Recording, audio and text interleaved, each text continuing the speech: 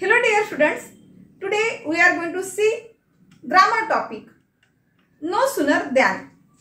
चला आजच्या तासामध्ये आपण no sooner than हा टॉपिक बघूया. आता नेमकं no sooner than हे जे टॉपिक आहे, हा जो टॉपिक आहे ग्रामर मध्ये कशा पद्धतीने वापरला जातो, तर no sooner than चा अर्थ काय होतो याविषयी जाणून घ्या. नो सुनर दॅन म्हणजे केव्हा वापरायचा असतो. नो सुनर दॅनचा जो अर्थ आहे तो म्हणजे कसं, एक क्रिया संपली तर लगेच दुसरी चालू होणे. ठीक आहे. तर अशा प्रकारचे जे काही वाक्य असतात ते सगळे वाक्य कशामध्ये ना, नो सुनर दॅन मध्ये. तर आता नो सुनर दॅन हा करते वेळेस कोणकोणत्या गोष्टी आपण लक्षात घेतल्या पाहिजे. नो सुनर दॅनचं वाक्य जर आपल्याला बनवायचं असेल तर त्या वाक्यामध्ये टू बीज फॉर्म आला आहे का हे पहिले बघायचं. जर टू बीज फॉर्म आला नसेल तर अशा वेळेस त्या वाक्यामध्ये वर्ब कोणते रूप आलेलं आहे हे बघावं लागेल. आणि नंतर तिसरी गोष्ट एक लक्षात घ्यायची आहे, नो सुनर बनवत असताना त्या वाक्यामध्ये कुठला टू डूज फॉर्म जर नसेल किंवा टू बीज फॉर्म जर नसेल तर अशा वेळेस वाक्यामध्ये टू हॅज फॉर्म आलेला आहे का, ह्या तीन गोष्टीकडे तुम्हाला लक्ष देणं आवश्यक आहे. तर विद्यार्थी मित्रांनो, या तीन गोष्टी लांब लचक बघण्यापेक्षा मी त्यासाठी एक तुम्हाला कन्स्ट्रक्शन तयार करून देते की जेणेकरून कुठलंही वाक्य कोणत्याही कन्स्ट्रक्शन मध्ये आलेलं असेल तर त्याला कशा प्रकारे कन्वर्ट करायचं इन नो सुनर दॅन. तर हे आपण बघूया. चला let us see construction of no sooner than. चला सगळ्यात पहिले काय करा, no sooner plus to be's form oblique to do's form oblique had म्हणजे टू हॅज फॉर्म मध्ये had in plus subject plus proper verb म्हटलं तर योग्य ते क्रियापद घ्यायचं असते plus first sentence plus than plus second sentence.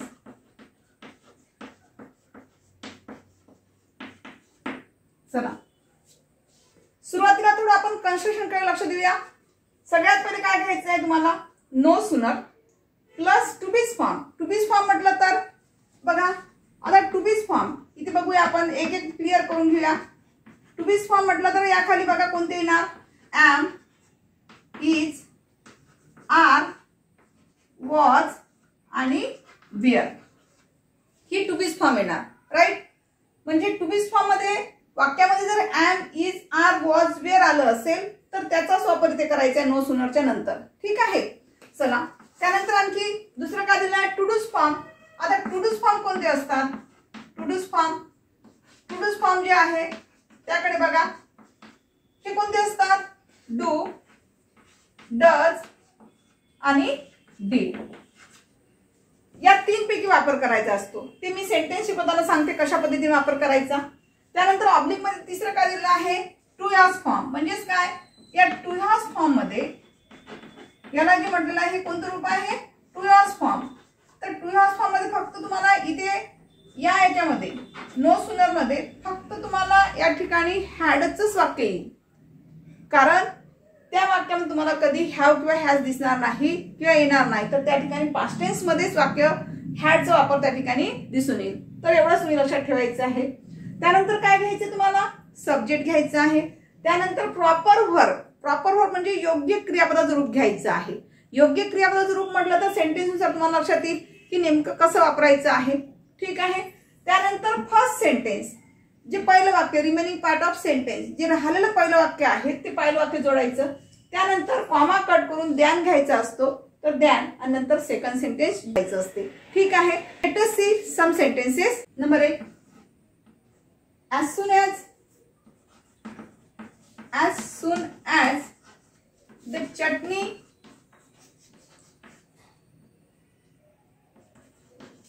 is ready, comma, the mixer will be switched off switch off. बघा आता आपल्याला या वाक्याच्या बद्दल काय करायचं आहे, नो सुनर दॅन मध्ये करायचं आहे. तर सगळ्यात पहिले बघायचं या ठिकाणी असा कोणता शब्द आहे वाक्यामध्ये की तो टाइम रिलेटेड आलेला आहे. मग आता यासाठी तुम्हाला टाइम रिलेटेड वर्ड्स कोणते आहे हे सुद्धा माहित असणं आवश्यक आहे. तर टाइम रिलेटेड वर्ड्स कोणते असतात, कारण हे का सांगत आहे मी, कारण टाइम रिलेटेड जर वर्ड्स वाक्यात आले असेल तर अशा वेळेस ते वाक्यातून कट करायचे असतात, ओमिट करायचे असतात, रिमूव्ह करायचे असतात. बरोबर आहे. तर अशा वेळेला नेमकं तुम्हाला जर टाइम रिलेटेड वर्ड्स माहित नसेल तर तुमचं उत्तर चुकू शकते, 100% चुकू शकते तुमचं उत्तर. मग त्यासाठी काय करावं लागेल की पहिल्यांदा सगळ्यात पहिले टाइम रिलेटेड वर्ड्स कोणते आहे पाहावं लागेल, कारण नो सुनर दॅन हा शब्द सुद्धा टाइम रिलेटेड असतो, त्यामुळे तेच ते शब्द पुन्हा पुन्हा वापरता येत नाही. ठीक आहे. तर आपण सुरुवातीला सेंटेन्स शिकण्यापूर्वी टाइम रिलेटेड वर्ड्स कोणते आहेत त्याविषयी जाणून घेऊया. चला टाइम रिलेटेड वर्ड्स.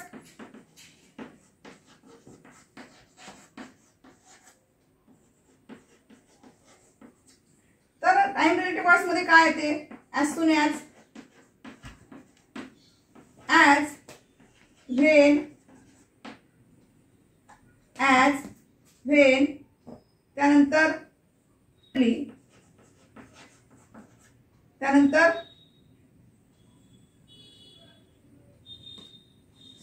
सुनर, आफ्टर, देन, यासारखी सगळी शब्द टाइम रिलेटेड वर्ड्स मध्ये येत असतात. जर आता हे जे टाइम रिलेटेड वर्ड्स आहेत यामधला कोणताही शब्द वाक्यात आला असेल तर कोणताही शब्द वाक्यात आला असेल तर तो शब्द काय करायचा तुम्हाला वाक्यातून ओमिट करायचा आहे. ओमिट करायचं म्हणजे नेमकं काय करायचं आहे, काढून टाकायचं आहे. चला तर आता सेंटेन्स कडे वळूया. आता या ठिकाणी सेंटेन्स बघा काय दिलाय, as soon as the chutney is ready the mixer will be switch of. म्हणजेच काय, एक क्रिया पूर्ण होते ना होतेच तर दुसरी क्रिया लागलीच सुरू होते. बरोबर आहे. जशी चटणी रेडी झाली तसंच काय झालं, मिक्सर बंद करणार नाही का, मिक्सर बंद करणार. तर आता या ठिकाणी टाइम रिलेटेड वर्ड्स कोणता आलेला आहे, as soon as. As soon as ला कट करा. ॲज सून ॲज ला कट करून काय घ्यायचं सुरुवातीला, अकॉर्डिंग टू कन्स्ट्रक्शन नो सुनर. इथे नो सुनर घेतल्यानंतर राहिलेले जे फर्स्ट सेंटेन्स आहे, फर्स्ट सेंटेन्स कुठपर्यंत आहे, कॉमापर्यंत. या फर्स्ट सेंटेन्स मध्ये सगळ्यात पहिले बघायचं वाक्यामध्ये टू बीज फॉर्म आलेला आहे का, म्हणजे टू बीज फॉर्म आलेला आहे का कोणता आलेला आहे, टू डूज फॉर्म आला आहे का, हॅड आलेला आहे हे पहिले बघायचं. या ठिकाणी काय दिसते तुम्हाला, इज. चला टू बीज फॉर्म आला म्हणून इकडे इज घ्या. त्यानंतर हा जो सब्जेक्ट आहे तो सब्जेक्ट इकडे घ्या, द चटणी. त्यानंतर पहिल्या वाक्यातला जे राहिलेला भाग आहे, remaining part of first sentence काय राहिला शिल्लक, रेडी, रेडी. ते घेतल्यानंतर कॉमाला कट करून टाका. कॉमा कट करून घेतल्यानंतर या ठिकाणी तुम्हाला काय घ्यायचं आहे, कॉमा कट करून द्यान. आणि नाव second sentence, the mixer will be switched of.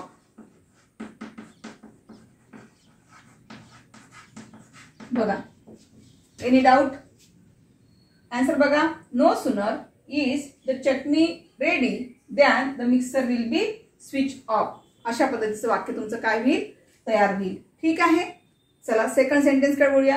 हे झालं तुमचं टू बीज फॉर्म असणार वाक्य. आता आपण दुसरं जे सांगितलं होतं टू डूज फॉर्म, ते सेकंड सेंटेन्स कडे वळूया.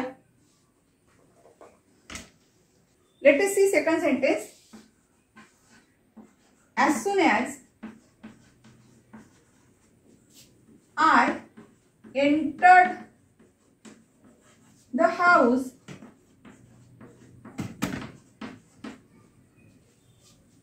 I saw a snake. चला आता या वाक्यामध्ये तुम्हाला सगळ्यात पहिले काय लक्षात घ्यायचं आहे, कोणत्यामध्ये कोणता ओमिटिंग वर्ड्स आलेला बघायचं आहे. म्हणजेच टाइम रिलेटेड वर्ड्स कोणता आला ते पण बघा. या ठिकाणी टाइम रिलेटेड वर्ड्स कोणता आलेला आहे, ॲज सून ॲज, ओमिट दिस. हे काढल्यानंतर काय करावं लागेल तुम्हाला, सुरुवातीला नो सुनर घ्या according to the construction. No sooner घेतल्यानंतर फर्स्ट सेंटेन्स हे लक्षात टाका. फर्स्ट सेंटेन्स कोणता आहे, आय एंटर द हाऊस. बरोबर आहे. या वाक्यामध्ये तुम्हाला टू बीज फॉर्म दिसते आहे का, am, is, are, was, were दिसते आहे, नाही. त्याच्यानंतर ऑब्लिक नंतर तुम्हाला मी कन्स्ट्रक्शन मध्ये सांगितलं होतं टू डूज फॉर्म बघायचं. आता टू डूज फॉर्म कसं दिसणार तुम्हाला इथे, तर इथे काय करायचं, व्हर्ब पॉइंट लक्षात ठेवायचं. इथलं व्हर्ब कोणतं आहे, एंटर्ड. आता हे एंटर्ड जे आहे व्हर्ब कोणतं आहे, सेकंड फॉर्म ऑफ व्हर्ब आहे. मग हे कसं ओळखलं आपण, तर टेन्स नुसार. चला तर या ठिकाणी याचं टू डूज फॉर्म कसं काढायचं ते बघूया. चला या ठिकाणी टू डूज फॉर्म कसं काढतात, टू डूज फॉर्म कसं काढायचं बघा.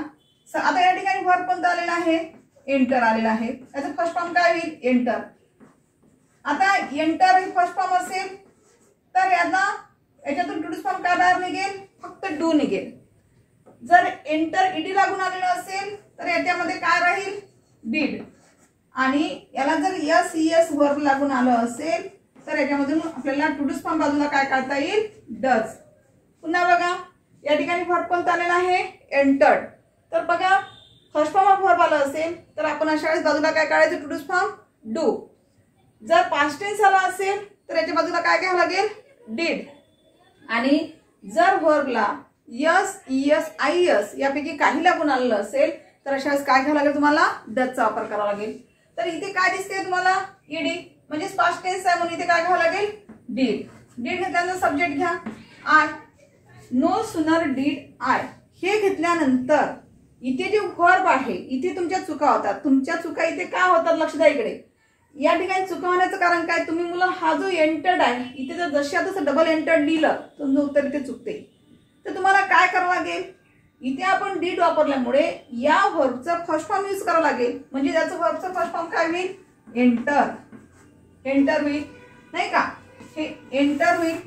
तर एंटर घेतल्यानंतर राहिलेला जे पार्ट आहे फर्स्ट सेंटेन्स मध्ये तो तिकडे घ्या, द हाऊस. त्यानंतर कॉमाला कट करा. कॉमाला कट करून काय घ्यायचं आहे, द्यान. त्यानंतर second sentence, I saw a snake.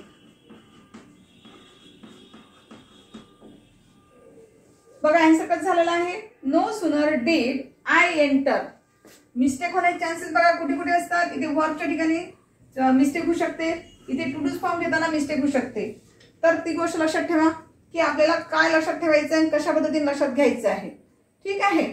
तर no sooner did I enter the house than I saw a snake. तर in this way we have seen that the grammar topic no sooner than part 1. तर आजच्या तासामध्ये आज आपण no sooner than मधील फक्त 2 प्रकारचे वाक्य शिकलेलो आहोत.